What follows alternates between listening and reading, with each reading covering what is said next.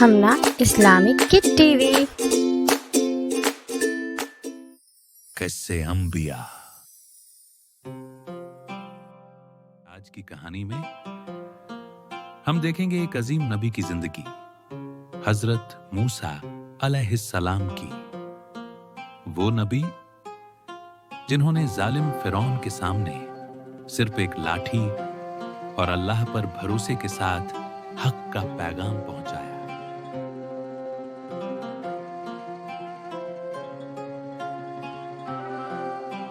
दरबार सजा हुआ था। फिरौन अपने ऊंचे सिंहासन पर बैठा था और सामने खड़े थे हजरत मूसा अलैहिस्सलाम।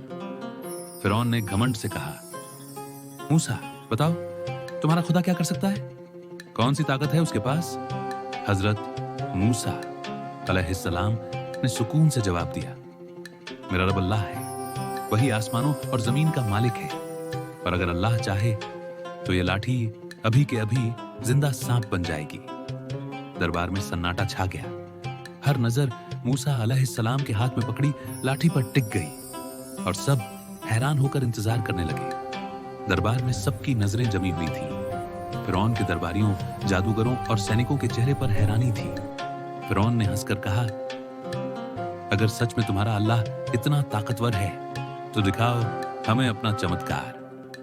हजरत मूसा अलैहिस्सलाम ने अल्लाह का नाम लिया और अपनी लाठी जमीन पर डाल दी, और देखते ही देखते वो लाठी एक हिलता डुलता जिंदा बद्धा अजगर बन गई। पूरा दरबार दहशत में आ गया। कुछ लोग डर कर पीछे हट गए, कुछ ने अपने मुंह ढक ली और फिरौन के चेहरे से घमंड का रंग उतरने लगा।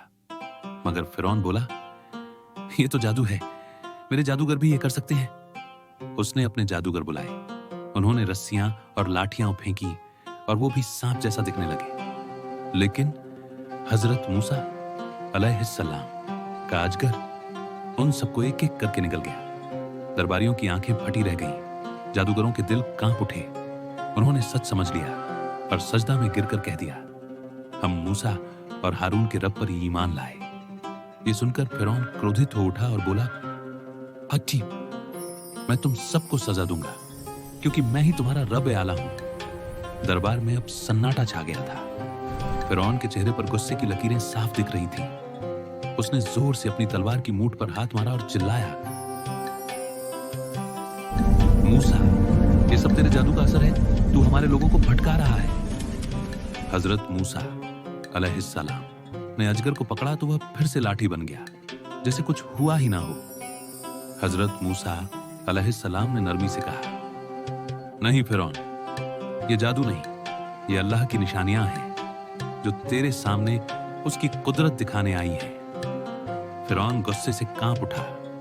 उसने अपने सैनिकों से कहा, इन जादूगरों को पकड़ लो जो मेरे खिलाफ हुए हैं। मैं इनके हाथ पैर काट दूंगा और खजूर के तनों पर लटका दूंगा। लेकिन जादूगरों के दिल अब यकीन से भर चुके थे। उन्होंने निडर होकर कहा, जो तू चाहे कर ले, अब हम अपने रब से मुंह नहीं मोड़ेंगे। हम जानते हैं कि असली ताकत तेरे पास नहीं बल्कि अल्लाह के पास है। फिरौन का दरबार गूंज उठा, पर अब उसकी आवाज में पहले जैसी ताकत नहीं थी। उसकी आंखों में डर था, क्योंकि उसने अल्लाह की कुदरत को अपनी आंखों से देख लिया था।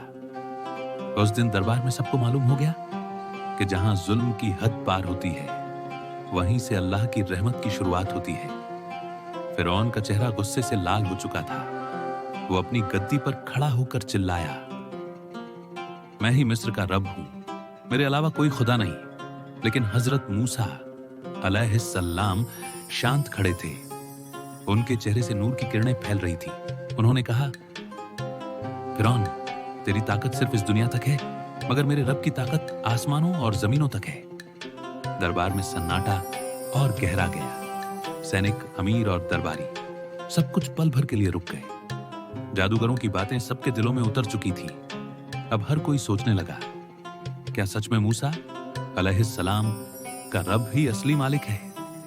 फिरौन ने अपनी नजरें झुका ली, मगर उसके दिल में अब भी जिद बाकी थी। उसने कहा, मूसा, तेरा रब अगर इतना ताकतवर है तो मैं देखना चाहता हूं कि वो तुझे मेरे हाथों से कैसे बचाता है।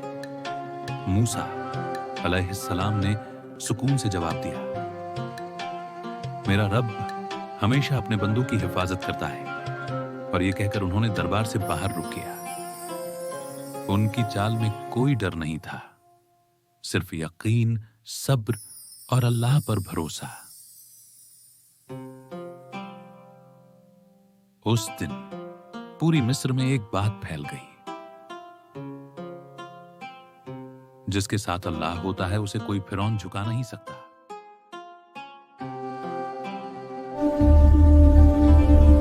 हजरत मूसा अलैहिस्सलाम ने सब्र और ईमान के साथ अल्लाह के पैगाम को पूरी हिम्मत से पहुंचाया, मगर फिरौन का जुल्म अभी खत्म नहीं हुआ था। अगली कहानी में हम देखेंगे फिरौन ने हजरत आसिया अलैहिस्सलाम पर क्या जुल्म किया और कैसे उन्होंने सब्र और यकीन के साथ अपने ईमान को बचाया।